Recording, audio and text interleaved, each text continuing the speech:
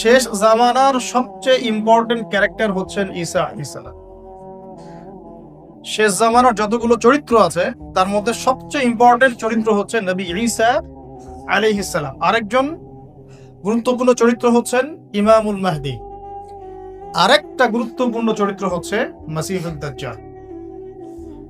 আরো একটা শ্রেণী আছে তারা গুরুত্বপূর্ণ, সেটা হলো ইয়াজুজ আর মাজুজ। এই বিষয়গুলো যারা বোঝে না বা এগুলো নিয়ে ফিকির করে না, তারা আসলে অন্ধত্বের মধ্যে আছে। যখন থেকে নবী সাল্লাল্লাহু আলাইহি ওয়াসাল্লাম নবী হয়েছেন তখন থেকেই শেষ জামানা শুরু হয়ে গেছে। এটা এমন নয় যে তার ইন্তেকালের 1444 বছর পরে এই চেয়ারে বসে আমি আপনাদেরকে শেষ জামানা বোঝাচ্ছি, বিষয়টা এমন না। নবী সাল্লাল্লাহু আলাইহি ওয়াসাল্লাম একটা হাদিসে বলেছেন তার ইন্তেকালের সাথে সাথেই কিয়ামতের সাইন শুরু হয়ে গেছে। তিনি নবী হয়েছেন সাথে সাথেই কিয়ামতের সাইন শুরু হয়ে গেছে। সর্বশেষ কিতাব চলে আসছে, কিয়ামত শুরু হয়ে গেছে, সাইন শুরু হয়ে গেছে। চাঁদ দ্বিখণ্ডিত হয়ে গেছে, কিয়ামতের সাইন শুরু হয়ে গেছে। এটা নতুন করে 1444 বছর পরে বলার কিছু নাই। যারা এখন 1444 বছর পরে মনে করে যে এগুলো নতুন নতুন শেষ জামানার আলোচনা বয়ান, এরা দাজ্জালের মতো এক চোখে অন্ধ। কার মতো অন্ধ? দাজ্জাল এক চোখে অন্ধ। শুধু বাহ্যিক চোখেই দাজ্জাল অন্ধ নয়, ভিতরের চোখ দিয়েও দাজ্জাল অন্ধ। একটা সভ্যতা যদি ভিতরের চোখ থেকে অন্ধ না হয়, সে কি হসপিটালে বোম মারতে পারে? বলেন দেখি। একটা সভ্যতা, একটা জাতির মধ্যে যদি অন্ধত্ব না থাকে, সে কি হাসপাতালের মতো জায়গায় বোম মারতে পারে? তো এই কয়েকটা ক্যারেক্টার সম্পর্কে যদি আমরা সচেতন না হই, পড়াশোনা না করি, এই জামানাটাকে ডিল করতে পারবেন না। এখন এই পড়াশোনাটা করবেন কিভাবে? নিজের মন গড়া পড়াশোনা না, অবশ্যই কোরআন এবং হাদিস থেকে, এবং অবশ্যই ওস্তাদদের সহবতে, এবং অবশ্যই আপনি আপনার চিন্তার দরজা উন্মুক্ত রাখবেন। এমন হতে পারে যে একটা হাদিস বা একটা ঘটনার আগে কেউ ব্যাখ্যা করে নাই, কিন্তু আপনার কাছে মনে হচ্ছে এই ব্যাখ্যাটা সত্য হতে পারে, কিন্তু আপনি এখানে ইজতিহাদের দরজা আপনার খোলা আছে যদি আপনি মুস্তাহিদ হয়ে থাকেন। যদি মুস্তাহিদ না হয় তাহলে আমার দরজা বন্ধ। তো যখন থেকে নবী সাল্লাল্লাহু আলাইহি ওয়াসাল্লাম এসেছেন, তার ইন্তেকাল হয়েছে, চন্দ্র দ্বিখণ্ডিত হয়েছে, শেষ কিতাব নাজিল হয়ে গেছে, তখন থেকেই আমরা শেষ জামানায় ঢুকে গেছি। এটা যে শেষ জামানা, এটা বোঝার জন্য আপনাকে পিএইচডি করারও দরকার নেই। শুধু বাইরে গিয়ে হাঁটাহাঁটি করবেন, আপনি নিজের বাইরের চোখ দিয়ে দেখতে পারবেন। এমন কোন জামানা বিশ্ব দেখে নাই যে জামানায় মেয়েরা ছেলেদের পোশাক পরে ঘুরত আর ছেলেরা মেয়েদের পোশাক পরে ঘুরত।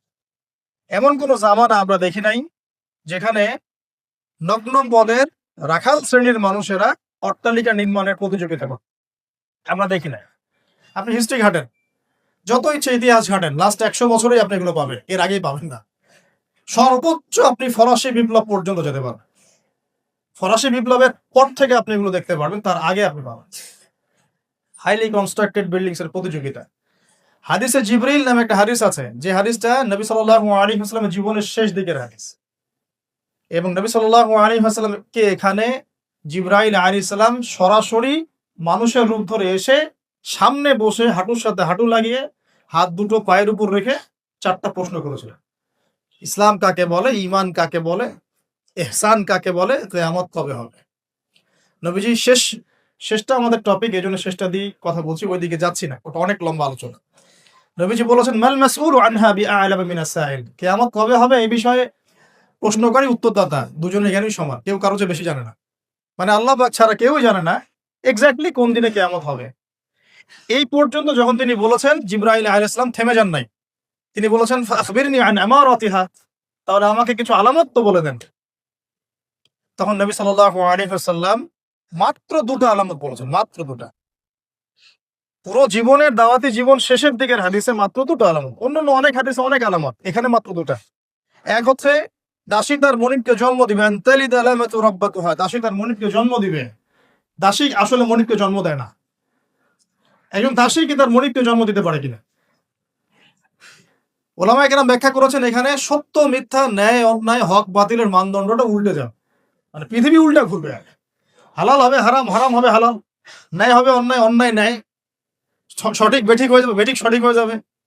হ্যাঁ, বাতিলকে মানুষ হক মনে করবে, হককে বাতিল মনে করবে, জালেমকে নোবেল পুরস্কার দেবে, মাজলুমকে পিটায় মারবে, উল্টায় যাবে। পুরো বিশ্বটাই প্রেক্ষাপটে উল্টায় যাবে। উল্টায় নাই, যদি এরপরেও বুঝতে না পারেন তাহলে সূরা কাহাফ পড়েন, চোখের অন্ধত্ব দূর হবে ইনশাআল্লাহ। আর এই চোখ বলতে আমি মনের চোখ বোঝাচ্ছি, বাইরের চোখ দিয়ে তো আমরা সবাই দেখি। বাইরের চোখ দিয়ে আবু জেহেলও যা দেখেছে, আলী ইবনে আবি তালেবও তাই দেখেছে। তাহলে আলী ইবনে আবি তালেব কেন লা ইলাহা ইল্লাল্লাহ পরে মুসলমান হলেন, আবু জেহেল কেন হলো? আবু জেহেলের কোন চোখটা অন্ধ ছিল? আবু জেহেলকে বলা হতো আবুল হাকাম, জ্ঞানের পিতা। জ্ঞানের পিতা হওয়ার সত্ত্বেও সে কেন চিনতে পারলো না?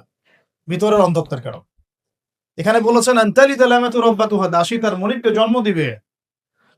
অনেক ওলামা একরাম ব্যাখ্যা করেছেন পিতামাতার সাথে দাস দাসীর মতো আচরণ করা হবে, ঠিক আছে, নিলাম ব্যাখ্যা। আর এখনকার যুগে আমরা দেখি সত্যি সত্যি দাসী মনিবকে জন্ম দিচ্ছে। একটু আগে বললাম দিতে পারে না, এখন দিচ্ছে। কিভাবে?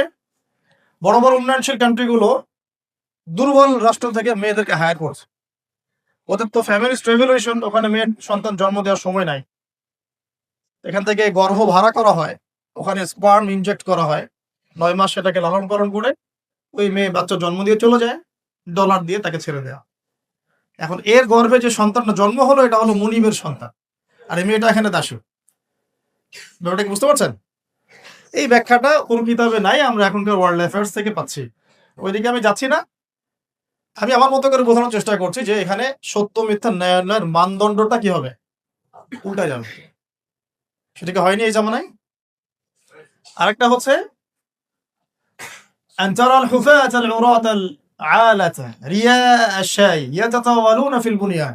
যখন আপনি দেখবেন যে সমাজের সবচেয়ে নিম্ন শ্রেণীর খালি পায়ের, খালি গায়ের, মানে নগ্ন দেহ নগ্ন পা এবং রাখাল শ্রেণীর মানুষ, রিয়া আশায় ইয়াতাতাওয়ালুনা ফিল বুনিয়ান। যে কোনো মাদ্রাসায় গিয়ে ওলামায়ে কেরামদেরকে জিজ্ঞাসা করুন ইয়াতাতাওয়ালুনা মানে কি। ইয়াতাতাওয়ালুনা মানে শুধু বিল্ডিং বানানো না, বিল্ডিং বানানোর প্রতিযোগিতা করা। আপনার 10 তো আমার 12, আপনার 15 আমার 20, আপনার 50 আমার 60। মালয়েশিয়া একটা 95 একটা 97, ওই টুইন টাওয়ার এত তো আমারটা এত। আরবের কান্ট্রিগুলো যার আগে যে তেল ছিল না, যখন তেল যখন পাওয়া যায়নি, মাটির নিচে ছিল, বেদুইনের মতো জীবন যেমন হতো, জাস্ট লাইক বেদুইন।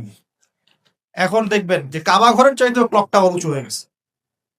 কাবা যেন ওখানে নিজের উচ্চতায়, কাবার উচ্চতা ম্লান হয়ে যাচ্ছে অন্য বিল্ডিং এর উচ্চতার কাছে। তাই হচ্ছে না বিষয়টা? এটা ছিল নাকি আগে? এগুলো ছাড়াও অসংখ্য, আপনি এই জামানায় যখন বাইরে বের হবেন এই মেয়েদেরকে দেখতে পারবেন, সুদ ঘরে ঘরে দেখতে পারবেন, জিনা ডোর টু ডোর দেখতে পারবেন, মুসলিমদের উপর নির্মম নির্যাতন এটা ঘরে ঘরে দেখতে পারবেন, অধঃপতন, মুসলিমদের নৈতিক অধঃপতন। এমন হাদিসে আসছে যে মসজিদে মানুষ নামাজ পড়বে, একজনও ইমানদার থাকবে না, এমন যুগ আসবে। প্রকৃত ইমানদারের কথা বলা হচ্ছে। বলা হচ্ছে যে চতুর্দিক থেকে কাফের মুশরিকরা তোমাদেরকে ঘিরে ধরবে, দস্তরখানায় যেভাবে খেতে বসো তোমরা, এইভাবে তোমাদেরকে গোগ্রাসে খেয়ে